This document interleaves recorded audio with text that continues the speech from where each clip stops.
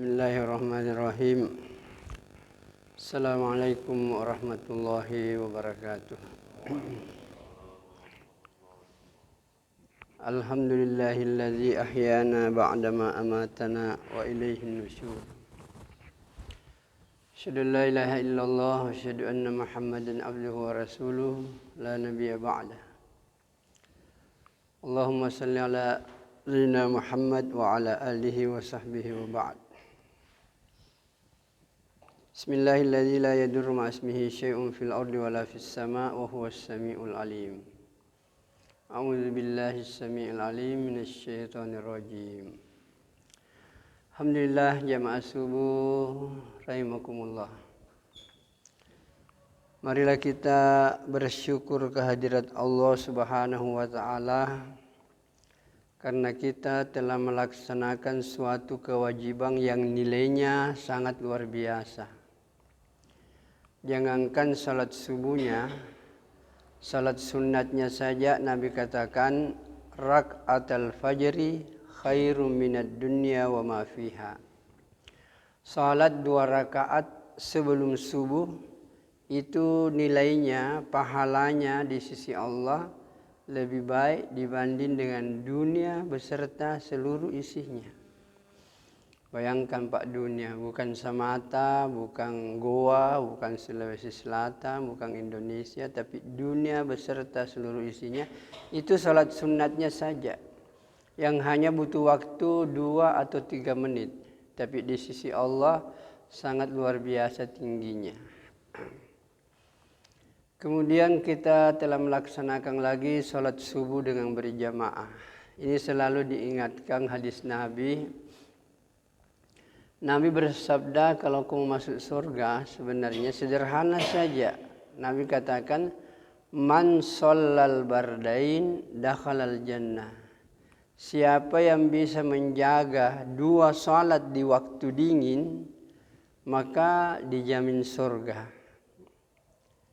Yang dimaksudkan para ulama salat 2 di waktu dingin yaitu salat subuh berjamaah dan salat asar berjamaah. Jadi siapa yang bisa betul-betul menjaga salat 2 ini dengan berjamaah, yaitu asar berjamaah dan subuh berjamaah, Nabi katakan dakhalal jannah, itu dijamin masuk surga. Jadi marilah kita sampaikan kepada anak-anak kita, saudara kita, tetangga kita untuk betul-betul menjaga salat subuh ini dengan berjamaah dan menjaga salat asar ini dengan berjamaah. Dan bahkan gampang sebenarnya asal kita berniat. Kita mau tidur malam, kita berniat ya Allah, saya mau salat subuh berjamaah. Maka insya Allah Pak, pasti Allah bangunkan kita. Begitupun juga kalau kita mau salat asar berjamaah, asal bagus niat kita. Ya Allah, bantulah saya untuk melaksanakan salat asar berjamaah, pasti Allah akan bantu kita. Yang terjadi sekarang, tidak niat-niatan jo Pak. Tidak pernah kita berniat untuk salat asar dengan baik. Tidak pernah kita berniat untuk salat subuh dengan berjamaah. Kalau pun dipabajikin jo niat Pak, insya Allah akan tolong kita. Makanya hadis Nabi mengatakan, nakanan jenak bitta, innamal a'malu bin niat. Sesungguhnya setiap amal itu ditentukan oleh niatnya. Jadi kalau niat kita betul-betul kepada Allah, maka Allah akan terima. Dan Allah akan tolong kita untuk melaksanakan apa yang kita niatkan. Makanya bapak-bapak dan saudaraku yang mulia, kalau kita keluar seperti ini Pak, itu memang diajarkan doa. Jangankan doanya. Diajarkan ngenjo sarebat tanta angjo ni kanaya adab tidur. Artinya apa nih gaukan punaero kitinro. Jadi itu kalau itu dikerjakan misalnya kalau kita mau tidur diajarkan sholat taubat 2 rakaat, kemudian mandi ayat, kemudian baca surah-surah tertentu, Kemudian setelah itu baca tasbih Fatimah. Nah, ini tasbih Fatimah perlu dipahamkan Pak, bahwa bagi kita yang suka bekerja, kalau dia baca tasbih Fatimah, insya Allah biar tidak makan obat Pak, itu akan sehat walafiat itu. Fit badan kita.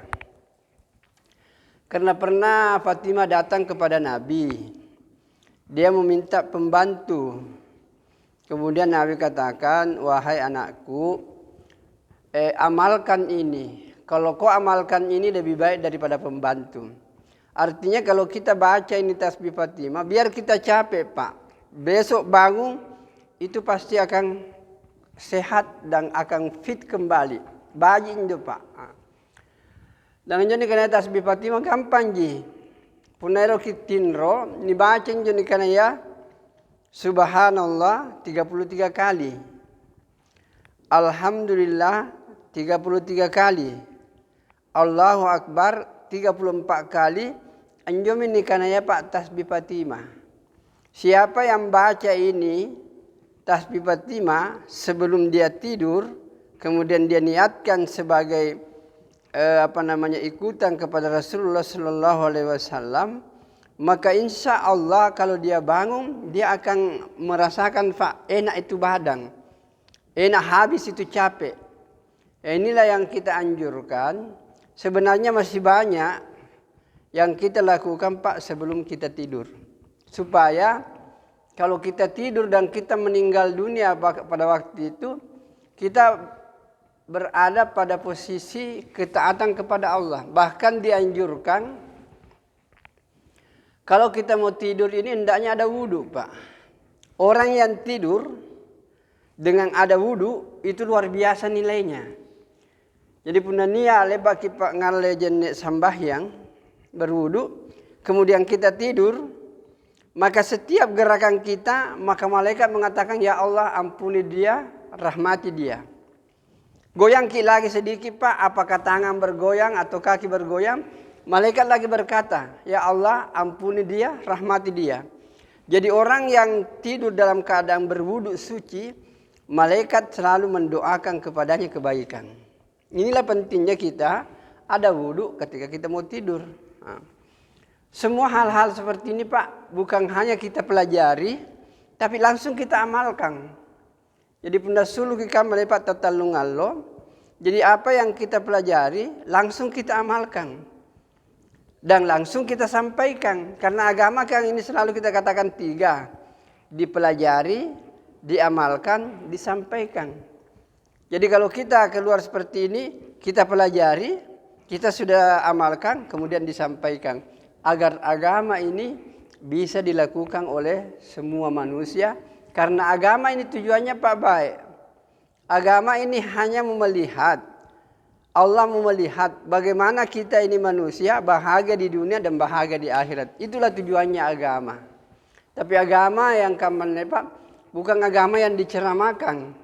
Bukan agama yang diseminarkan, bukan agama yang ditabligh akbarkan, tetapi agama yang diamalkan dalam kehidupan sehari-hari. Maka hadirin yang dimuliakan oleh Allah Subhanahu wa taala, maka sedapat mungkin Bapak-bapak tolong pelihara betul-betul ini salat berjamaah 2 waktu ini, yaitu subuh berjamaah dan asar berjamaah, sehingga insya Allah kita ada jaminan masuk surganya Allah Subhanahu wa taala. Namun ada juga keterangan yang lain, ini ada dalam Sahih Muslim, bahwa siapa yang menjaga salatnya 5 kali sehari semalam Pak, berjamaah, lohor berjamaah, asar berjamaah, maghrib berjamaah, isya berjamaah, subuh berjamaah. Kalau dia bisa menjaga salatnya 5 kali berjamaah, di hari kemudian nanti Pak tidak diperiksa. Dia akan masuk surga tanpa hisab. Begitulah hebatnya posisi salat berjamaah. Jadi kalau subuh asar dijamin kita masuk surga, tapi belum tentu langsung. Mungkin karena ada dosa-dosa kita disimpan dulu dalam neraka. Tapi kalau kita tidak mau transit dalam neraka, langsung masuk surga, maka jaminannya harus salat berjamaah 5 kali sehari semalam. Jadi orang yang mau memelihara sholatnya berjamaah 5 kali sehari semalam, bapak-bapak dan saudaraku yang mulia, tidak akan dihisab di hari kemudian. Inilah yang kita usahakan, Pak. Maka hadirin yang dimuliakan oleh Allah Subhanahu wa taala, saya hanya ingin menyampaikan beberapa ayat. Mudah-mudahan bapak-bapak hadirin jemaah subuh, siapapun orangnya atau yang mendengarkan ini, supaya betul-betul memperhatikan. Bapak bisa baca surah At-Taubah ayat 19. At-Taubah ini kalau tidak salah surah ke-9 dalam Al-Quran. Dibuka ayat 19 dan 20. Inilah yang menyebabkan salah satu sehingga orang semangat itu, Pak, untuk pergi menyampaikan ini agama. Karena Allah katakan begini, aja'altum siqayatal haji wa imaratal masjidil haram kaman amana billahi wal yaumil akhir wa jahada fi sabilillah la yastawuna indallah wallahu la yahdil qaumah fasiqin. Allah katakan, wahai manusia, samakah orang yang memakmurkan Masjidil Haram atau memberi minum orang yang datang Masjidil Haram dengan atau orang yang memakmurkan Masjidil Haram, karena sekarang ini saudara-saudara kita banyak di Masjidil Haram, samakah mereka dengan orang yang betul-betul memperjuangkan agama dengan hartanya, dengan dirinya. Jadi perjuangan agama ini, Pak, yang dikehendaki oleh Allah, harta dan diri, kate tompoeng, kemudian harta kita juga, barulah akan mendapatkan kenikmatan. Jadi kita keluar seperti ini, Pak, itu dengan membawa uang sendiri dan membawa diri sendiri, barulah kita akan dapatkan ini. Bi amwalikum wa anfusikum. Jadi Allah katakan, samakan nilainya orang yang keluar memperjuangkan agama dengan orang yang kasih minum, orang yang memakmurkan Masjidil Haram. Allah katakan tidak sama. Padahal kita tahu bahwa kalau orang naik haji, Pak, satu hari orang beribadah di Masjidil Haram, sama nilainya kalau dia beribadah di masjid ini 100.000 kali, Pak. Jadi satu hari kita beribadah di Masjidil Haram, sama nilainya kalau 100.000 kali kita beribadah di tempat ini. Mungkin banyak orang yang tidak pernah memperhitungkan, Pak. Kalau 100.000 kali itu dibagi 360, karena satu tahun itu 360 hari, itu nilainya adalah 277 tahun. Jadi orang yang sholat di Masjidil Haram, satu hari itu beribadah di Masjidil Haram, sama nilainya kalau dia beribadah di tempatnya, di kampungnya, dengan 277 tahun, Pak. Luar biasa itu banyaknya. Nah, tapi kenapa Allah katakan orang yang keluar memperjuangkan agama itu lebih tinggi nilainya? Bahkan ada yang menjelaskan orang yang keluar memperjuangkan agama itu, Pak, mengajak orang untuk memperjuangkan agama ini, itu nilainya bukan 100.000, tetapi 700.000. Sehingga kalau kita ada jemaah-jemaah dari Arab biasanya, kita tanya, kenapa Bapak meninggalkan Masjidil Haram? Bukankah pahala di situ luar biasa? Dia bilang, Ustaz, apa kita tidak baca ini? Bahwa orang yang keluar memperjuangkan agama, nilainya bukan 100.000, Pak, tetapi 700.000. Kalau 700.000 ini dibagi 360 hari, Pak, maka hasilnya itu adalah 1944 tahun. Jadi satu hari orang keluar untuk mendakwakan ini agama semata-mata karena Allah, maka nilainya itu sudah hampir 2000 tahun. Bayangkan, Pak, kalau kita 3 hari di sini hampir 6.000 tahun. Inilah yang dan itu janjinya Allah ada dalam Al-Quran. Taruhlah kita pakai yang 100.000 tahun, berarti 277. Kalau kita kali, Pak, 3 hari itu hampir 800.000 itu. Jadi hampir 800.000 tahun, luar biasa. Nah, ini 800 tahun. Inilah sebenarnya dari segi pahala. Dari segi amal, Pak, Hadirin yang dimuliakan oleh Allah Subhanahu wa taala, coba bayangkan kalau kita mengandalkan salat, Pak, salat, puasa, haji, punna mati makin salam, Pak, kita sudah meninggal dunia, tidak bisa makin sembahyang, tidak bisa makin salat, tidak bisa ada ibadah lain. Sehingga Nabi katakan, apabila orang sudah meninggal, punna mati mitawa, Pak, berhenti itu amal. Kecuali yang pertama sedekah jariyah atau amal jariyah. Amal jariyah, Pak, yang paling luar biasa demi karena dakwah. Kita mengajak satu orang untuk berbuat baik. Maka kalau orang itu berbuat baik, kita dapat pahala. Taruhlah misalnya, saya mengajak saudara kita Anto ini untuk memperbaiki agama. Kalau dia sholat, dia kan dapat pahala 27. Saya juga sahabat dapat pahala 27. Berapa jumlahnya? Berarti saya sudah dapat 54. Ini juga mengajak. Misalnya dengan lalu diajak oleh ini. Dia dapat 27 juga. Jadi ini dapat 27, saya dapat 27, tapi dia mengajak orang lain dapat 54. Saya sudah dapat 72. Begitulah seterusnya, Pak. Jadi orang, mungkin kita sudah meninggal dunia, pahala tetap mengalir di kubur kita karena kita mengambil tugas kenabian ini. Nah, maka hadirin yang mulia, kita tidak bisa bayangkan, Pak, orang yang membawa Islam ke Indonesia, setiap satu hari orang salat, taruh misalnya 1 juta orang Indonesia salat, maka semua pahala 1 juta ini didapatkan oleh orang yang membawa Islam ke Indonesia. Inilah yang kita mau dapat, di samping pahala yang banyak, Pak, tapi pahala yang terus berkesinambungan. Kita sudah puluhan tahun kita ada di dalam kubur, tapi pahala tetap mengalir karena kita pernah mendakwakan ini agama.